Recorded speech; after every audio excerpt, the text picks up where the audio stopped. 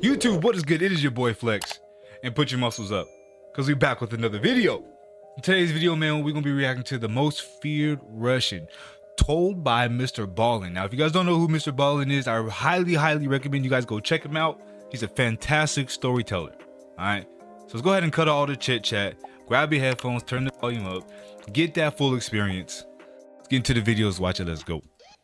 Today's story sounds exactly like an urban legend. It sounds too exaggerated, too grotesque, too terrifying to be real. But it is. This is the true story of the Bitsevsky Park maniac. But before we get into today's story, if you're a fan of the strange, dark, and mysterious delivered in story format, then you've come to the right place, because that's all we do, and we upload once or twice every week. And if you guys did not know, I'm a huge fan of like scary stuff. That's originally how this channel was started. Was reacting to like scary stuff. I did a few Mr.Ballen reactions in the past. You guys want to go check those out? They're on the channel. Okay, yeah. Let's get back to it. So if that's of interest to you, please offer to help build the Like Button's new dresser they just got from IKEA. And as soon as you open it up, immediately find all the screws, strip them all, and then leave. Also, please subscribe to our channel and turn on all notifications so you don't miss any of our weekly uploads. All right, let's get into today's story. Let's do it, Mr.Ballen. I'm telling you guys, go check him out, man. He's a great storyteller. Love him.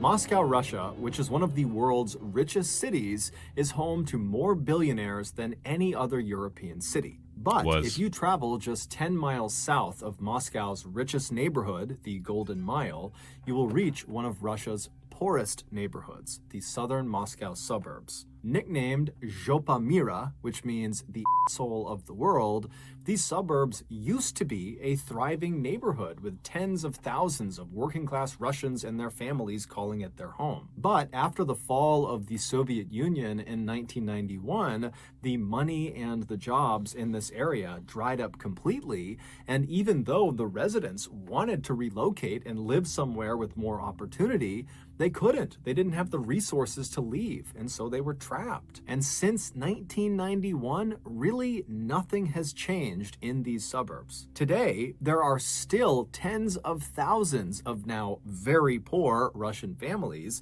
that still live there, living in these totally overcrowded Soviet apartment buildings that are these big, square, identical-looking things that are literally falling apart. And most of the people who live in these suburbs either are unemployed or they work some dead-end job that barely pays them any money. The police in the suburbs are completely underfunded and, for the most part, are corrupt. And so crime over the years has really taken a dramatic uptick. Also, drug and alcohol abuse are completely running rampant in this part of the world. But despite their notoriously rough living situation in the southern Moscow suburbs, these residents do have one claim to fame, and that is the Bitsevsky Park. Bitsevsky Park is comprised primarily of a massive, lush green forest that is full of wildlife and beautiful streams and clearings, and it sits right on the southern edge of the southern Moscow suburbs. In total, the park covers a whopping 2,700 acres and stretches 4 miles from top to bottom, which makes it 3 times bigger than New York City's famous Central Park. Bitsevsky Park had always been a popular tourist destination for people living around Moscow, but after the fall of the Soviet Union, the park's popularity skyrocketed, specifically amongst people that lived in the southern Moscow suburbs. As their lives continued to become more bleak in the 1990s, they compensated by going to the park as much as they possibly could. Makes sense. Take long walks in the woods, they would play chess with their friends along the peripheries on the park benches and tables, or they'd go cross-country skiing in the winter. Basically, year-round, this park became their escape from their miserable everyday lives. Yeah, that makes sense. That would not last. Starting in the early 2000s, something totally unexplainable and terrifying began happening in the park, specifically in the heavily forested area in the park. And eventually, this unusual event that was taking place got so completely out of hand that the residents of the southern Moscow suburbs stopped going in the park. They were literally too scared to go inside. The strange phenomenon began in 2001. From May to July that year, 10 people went missing after having been spotted either in or right around the outside of the heavily forested area inside of Bitsebsky Park. All of them were alone when they were last spotted, and all of them were men. Now, what? Men? That's a shocker. I was not expecting him to say these people were men. That I was not expecting him to say. But it's like, why do people go and do this stuff alone? Like, I've never understood. Like, I know it's peaceful, it's nice to get away and just be in your head. But I mean, it's like there is nobody else around you. And what happens if, one, you get hurt and you can't access your phone? Two, somebody is trying to kill you. Like, come on, man. There was some precedent for people suddenly going missing in this part of Russia. Every now and again, people would try to flee these suburbs to try to make a better life for themselves somewhere else. But time and time again, they would just come back a couple of days or weeks later because it hadn't worked out. But when these 10 men did not come back in a couple of days or weeks, their families went to police and reported them missing.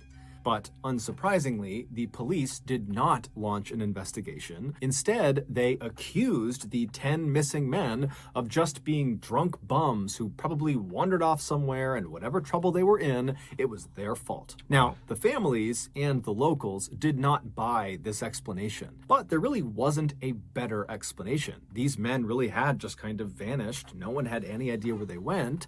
And so given the kind of general grim outlook on life that lots of people held in this area, people just kind of accepted that whatever happened to these 10 men happened and there's nothing any of us can do about it. And they moved on. But in October of that year, so 2 months after the 10th man had gone missing in the park, another man went missing in the park. And then by the end of the year, 4 more men had vanished inside of the park.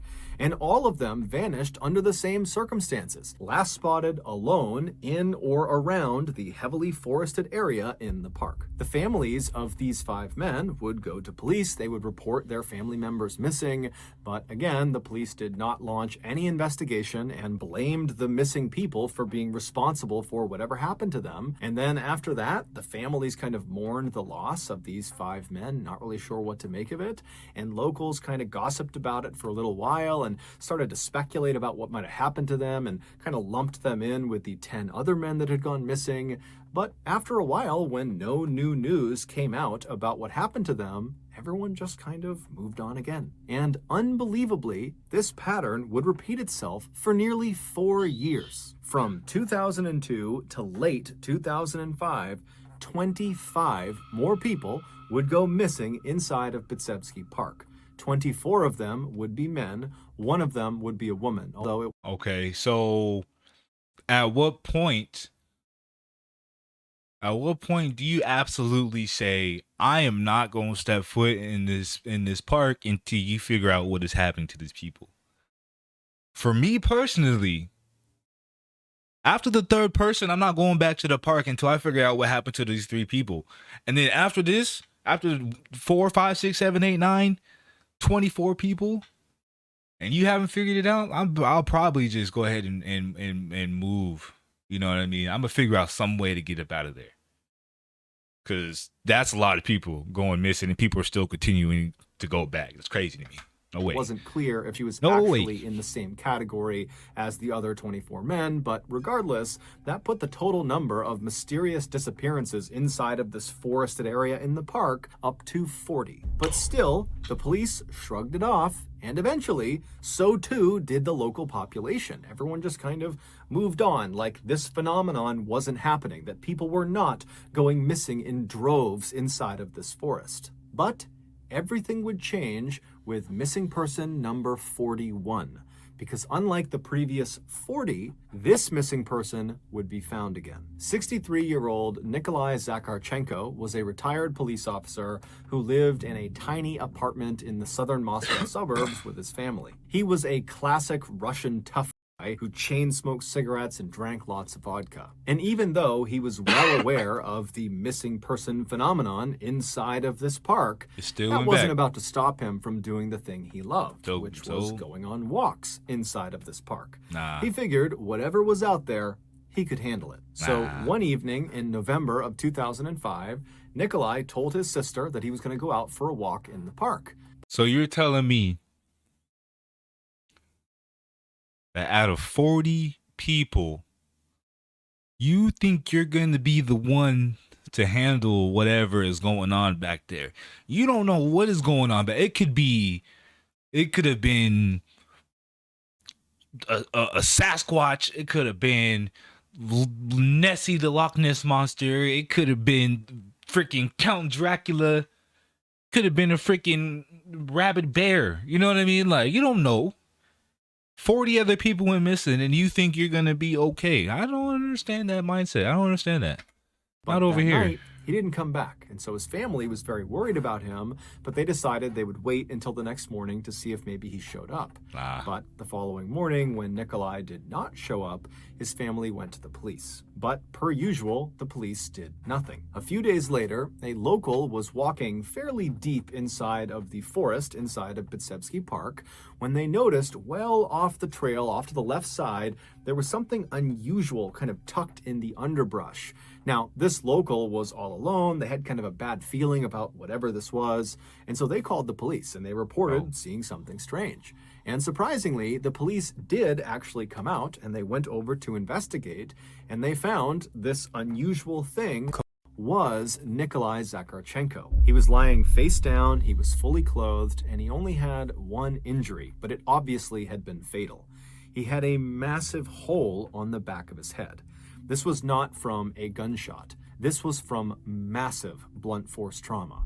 He had been struck so hard that literally the back half of his skull was blown clear off. The police searched the area in hopes they might find the murder weapon or some other clue as to what happened to him, but there was nothing. And so all the police could deduce was that Nikolai had obviously been attacked either by a person or group of people or even an animal, and that whoever his attacker was or whatever his attacker was had clearly snuck up on him given the location of his injury. Now that the police had a body and it likely looked like it was a murder, they could no longer ignore the fact that so many people had gone missing inside of this park, and it was looking like probably if they looked around the park, they might find more bodies. So the local police called in reinforcements from Russia's Criminal Investigation Department, and they came to the southern Moscow suburbs, and with the local police, they began searching every inch of this park, looking for more bodies, or just for any indication of who or what was behind this attack and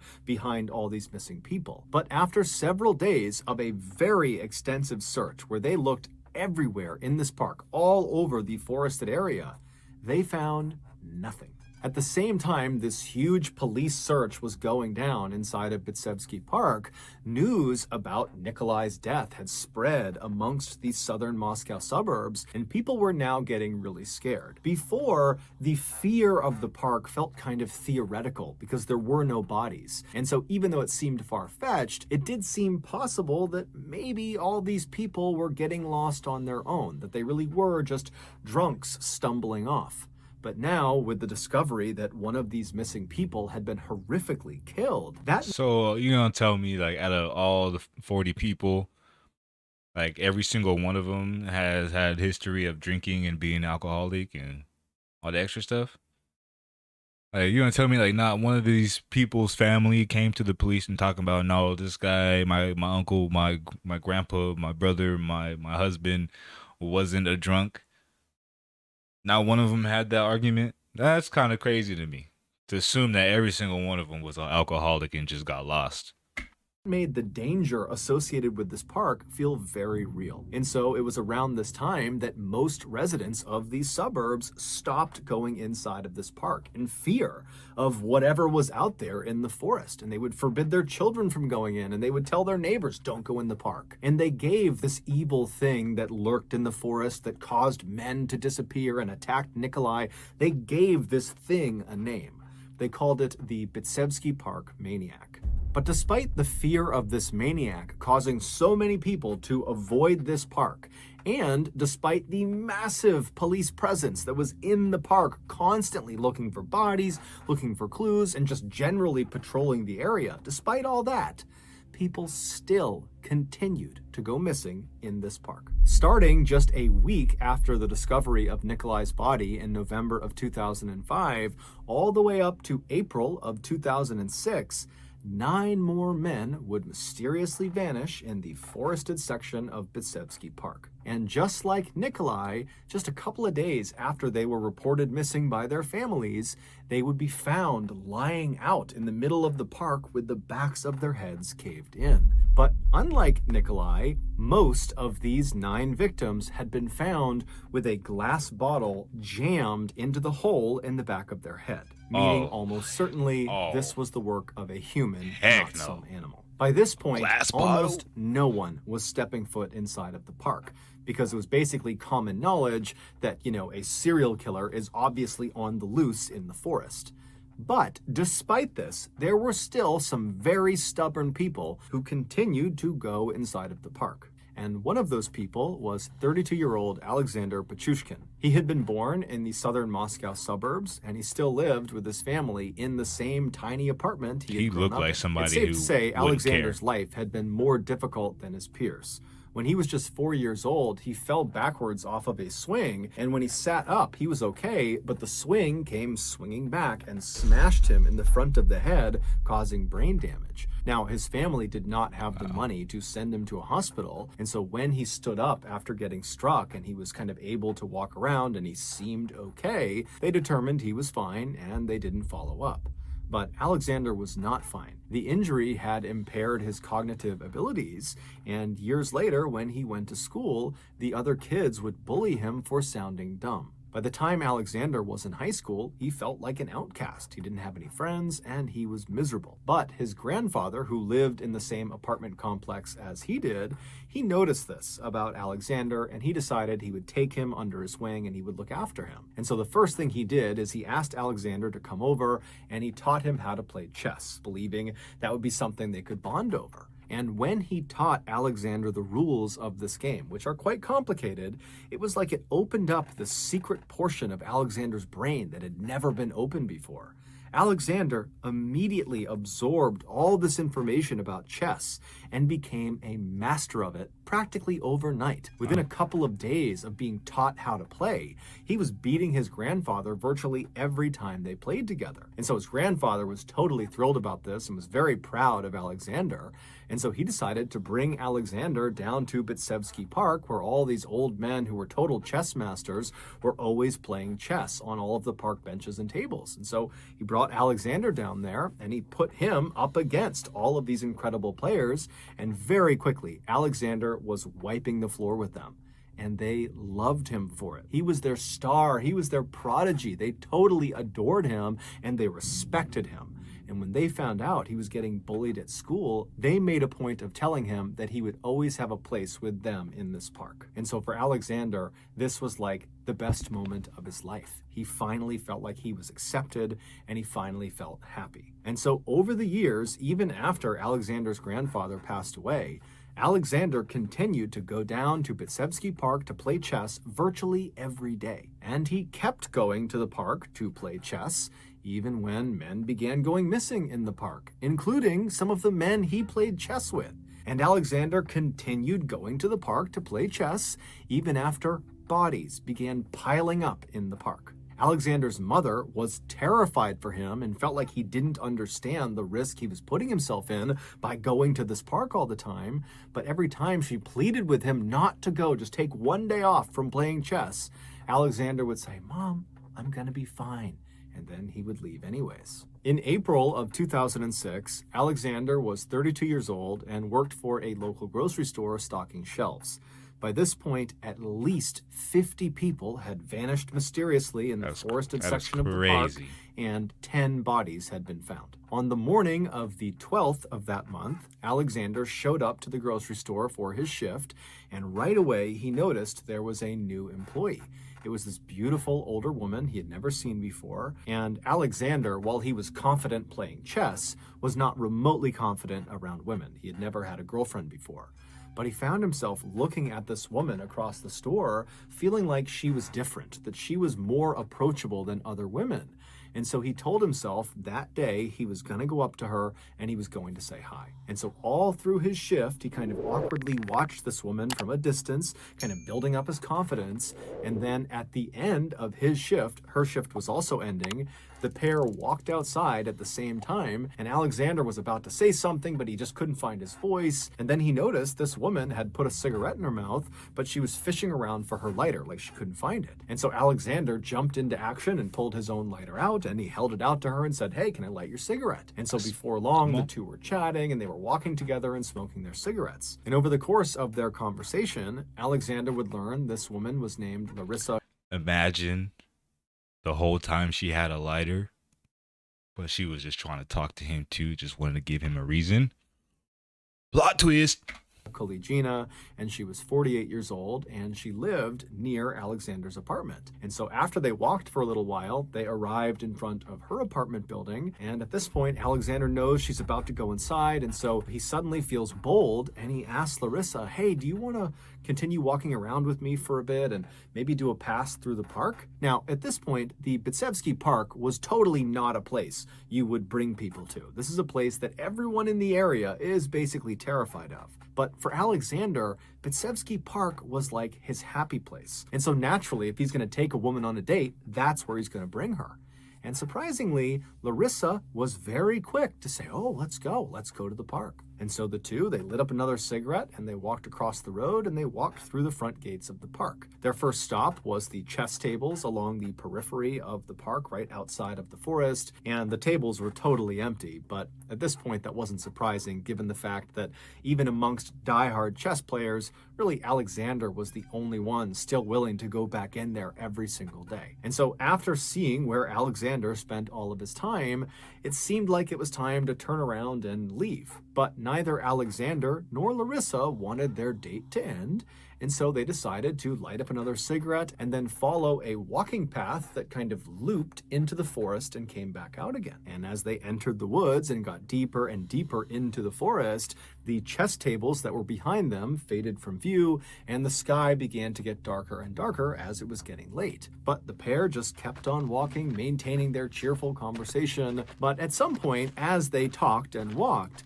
the path below their feet stopped looking like the path they had originally set out on. Now they're stepping over broken logs and they're ducking under low-hanging branches, and it's not really clear if they're on a marked trail anymore. But neither of them bring it up. They just maintain their kind of light conversation and continue walking as if nothing's going on. However, they both definitely began walking faster and faster to maybe speed up this loop. But at some point, when it was very obvious they were no longer on a path, they both came to a stop. As they had walked, Alexander had been in front. And so when they came to a stop, he turned around and he looked at Larissa, and right away, he could tell there was just something wrong about her. There was a look on her face that just didn't look right. She looked exhausted or sad or something. And then as he's looking at her, she inexplicably kind of collapses into a tree right next to her, and she grabs the tree with her arms and she slides down to its base, and she presses her cheek and her chest up against its bark, and she begins to cry. Alexander has no idea what's going on, so he just stands there staring at her. And in between sobs, Larissa looks up at Alexander and says, "You're the maniac, aren't you?" Alexander couldn't believe it. She was the first person to figure it out so quickly. Normally, he would have to tell his victims before he killed them. And so he smirked and he looked at her and he said, "Yes, I am." And so Larissa, at this point, she lets out this huge sob and she looks down and she keeps crying. And then she looks back up again at him and she says, "Are you going to kill me?" And without any hesitation, Alexander looks at her and he says, "Yes, I am." And then he reached into his jacket and he pulled out a hammer. No one knows for sure why Alexander became a serial killer or why he almost exclusively targeted men. Many people believe it might have some... Plot twist.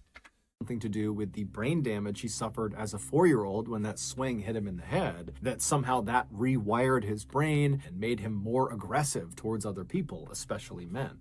But that's just speculation. And other than that injury, there really isn't much in Alexander's life that stands out as a big red flag. He just kind of floated about his life and followed the crowd. But in 1992, when he was 18 years old, he got this urge to kill, and he actually decided to act on it. He brought up this desire to a classmate of his named Mikhail Odachuk, and surprisingly, Mikhail says to Alexander, "I want to kill someone too. Let's do it together." And so the two met up a couple of days later, and they headed off to Bitsevsky Park and began walking around the forest looking for a lone person that could be their victim. And as they're walking along, Alexander, he's fully committed, but he can tell Mikhail is not. He's starting to get cold feet, and he's talking about, maybe let's stop for now and head back and maybe do this another time. And Alexander, he's getting more and more angry and frustrated with Mikhail until finally Alexander decides, my first victim will be Mikhail. And so he turns to Mikhail and he says, "You know what? If you want to head back, you can." And Mikhail says, "Okay, maybe we can do this another time, right?" And Alexander says, "Sure." And so Mikhail turns around, and as soon as his back is to Alexander, Alexander pulls out his hammer and he smashes Mikhail in the back of the skull, causing Mikhail to crumple to the ground, either dead or unconscious. But either way, he's laying on the ground. And as soon as he is, Alexander remembers that they had passed a little while earlier this well kind of hidden in the middle of the forest. And so he grabbed Mikhail's body and he dragged him through the forest over to this well. And when he got to the well, he pulled the lid off of it, and then he picked Mikhail's body up, pushed him up and over the edge, and dropped him inside. And Mikhail fell 30 feet all the way down to the icy water below. And then Alexander put the lid back on the well, he grabbed his hammer off the ground, and he left. What? An important part of Alexander's killing was this well. This well was not a drinking water well. It was basically an access point to this deep underground sewer system that stretched all around the underside of this park. And so when Mikhail fell down this 30-foot shaft, he didn't just land at a pit of water right at the bottom of the well. Instead, he fell all the way down the shaft until it opened up like the bottom of a huge scientific beaker. It was basically like this big cave at the bottom of the well that was full of very deep water. And so Mikhail would have splashed into that water, which was icy cold, and then after Alexander put the lid on top of the well, it would have been pitch black inside of that space. Now, even if it had been lit up, there was no ladder for Mikhail to climb back out of. And there was a current running through this well because there were tunnels leading into it and then out the other side. So Mikhail, if he woke up, if he was conscious when he hit the water, hypothermia, he would have immediately been swept into another tunnel. And many of the other tunnels that led away from this cave space were completely filled with water. And so he would have had nowhere to breathe. He would have been sucked into a tunnel and he would have drowned. And so whether Mikhail died from the strike on the back of the head or whether he drowned, we don't know. But he died after being thrown in the well. And then his body was swept miles and miles away to some deep underwater recess where nobody was looking. Alexander would wait another 9 years before he killed again. But once he started up again, he didn't stop. His first kill after the hiatus was in the summer of 2001. His victim was a man he liked to play chess with. In fact, this was a man that loved Alexander and was definitely one of Alexander's friends. They regularly played chess with each other. And one day in May, after a game of chess, Alexander asked the man if he wanted to head into the forest to pay respects to his dog, who he had buried out in this forest. Ain't no way, He was going to have a sip of vodka over his dog's grave. And so this chess friend of his agrees to go with Alexander because he loves Alexander. He's a good friend of his, and says, absolutely, let's go pay our respects to your dog. And so the pair begin walking into the forest, and at first they're on a trail, but eventually Alexander says to this man that you need to leave the trail in order to get to the gravesite. So the man says, yeah, no problem. And so they get off the trail and they're walking for a little while until they reach the well. And when they get to the well, Alexander stops and he kind of points to some arbitrary spot on the ground and says, oh, that's where my dog was buried. And so Alexander pulls out a bottle of vodka and he takes a swig and then he hands it to the man, who does the same thing to kind of do this drink for this dog. And then afterwards, Alexander looks at his friend and kind of gestures with his arm to get the man to, take them back out of the forest, back out to the chess tables. And so the man turns around and begins backtracking. And as soon as he does, and his back is to Alexander, Alexander pulls out his hammer, he walks up behind his friend, and he smashes him over the back of the head. And it's so funny because me personally, I don't know what it is. I just don't like when people walk behind me naturally. You know what I mean? Like it makes me so uncomfortable when somebody's walking right behind me. And this like really gives me a good clarification on why, you know what I mean? Like you never know if the homie or whoever wants to smash you in the back of the head with a hammer. Know what I'm saying? Just like Mikhail, he drags this man's body over to the edge of the well. He pulls the lid of the well off, and then he lifts this man up, and he dumps him into the well shaft, and then he puts the lid back on top. Alexander continued to lure his victims out to that well, and all of his victims were people he knew. He looks they were psycho. His chess friends. They were his neighbors in his apartment complex. They were anyone he had a personal relationship with. He would later say that that was his preferred victim. He liked to know the person he was killing. It made him feel like God. Amazingly, it would turn out not all of Alexander's victims who were chucked into that well actually died. Victims number 16 and 17, who were a pregnant woman and a 13-year-old boy respectively, after they had their heads smashed with a hammer and they got chucked into the well, their clothing got caught on a snag poking out of the inside of that 30-foot shaft, and it literally arrested their fall and kept them from plummeting all the way into the water. And somehow, in both instances, Alexander didn't notice. He just put the well lid back on and walked away, believing they were both dead. But they weren't, and after they regained consciousness, they were able to kind of claw their way back up the well shaft and pulled themselves out of the well. Both victims would go to the police, and both of them would positively identify who their attacker was, Alexander. But the police didn't care. In fact, they told both of these victims that they needed to drop the charges and leave them alone. And if they didn't, they, the police, would come up with something to have both of them arrested, the victims. And so Alexander got away with it, and the victims were literally intimidated by the police to stay quiet. And so that led to dozens and dozens more murders. In April of 2006, after Alexander told Larissa he was the maniac and he was going to kill her, he walked behind her as she cried and continued to hold on to the tree, and he wound up his hammer and brought it smashing into the back of her head. And then as she slumped to the ground, he hit her several more times in the back of the head with the hammer. The sound and he pulled out a vodka bottle and he jammed it inside of the hole, and then he left. 2 months later, Alexander would lure another woman out into the middle of the forest with him. Her name was Marina. She was 35 years old, and she had met Alexander while working at the grocery store with him. She actually was hired to work at the grocery store to fill Larissa's now vacant spot. Before Alexander and Marina began their walk out to the park, which was Alexander's suggestion, Marina said she just needed to stop by her apartment to let her son know where she was going. And so they swung by her apartment. Marina went upstairs and she left a note for her teenage son saying where she was going and who she would be with, and she even left behind Alexander's name and his phone number on this note. And so when she came back out again and she and Alexander began walking towards the park, Alexander knew that if he killed her, which was his intention,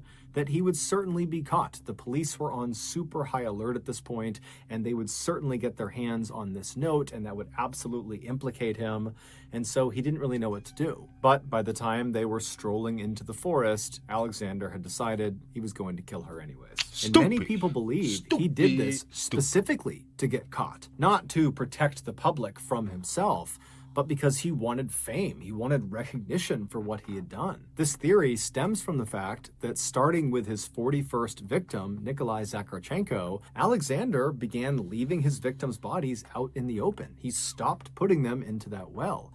And he wouldn't just leave them out in the open. He would prop them up in strange poses against trees, and he would jam glass bottles into the holes in the backs of their heads, leaving fingerprints. He wanted the police to find them. That way, he could get all the credit credit he believed he deserved. When the police did finally arrest Alexander, they searched his apartment and they found this notebook. And in this notebook was a picture of a chessboard. Now, a chessboard has 64 squares on it, and in Alexander's notebook, this chessboard had 62 of the 64 squares filled in. And Alexander body counts? Explained to police that that was his scorecard. Wow. He had 62 victims. That is It would turn out crazy. 2 of those people had actually survived, the pregnant woman and the 13-year-old boy, but still, there were 60 murders accounted for in this notebook. Alexander would be fully cooperative with police and would tell them every detail he could possibly remember about every single killing, including what conversations were like with the person he killed right before he killed them. He would also often reenact what he did to the person and how he felt afterwards. It was very clear that Alexander was reveling in the attention he was getting from law enforcement, and it was very clear that he loved talking about killing. Ultimately, the police were only able to gather enough evidence to charge Alexander with 49 murders, not 60.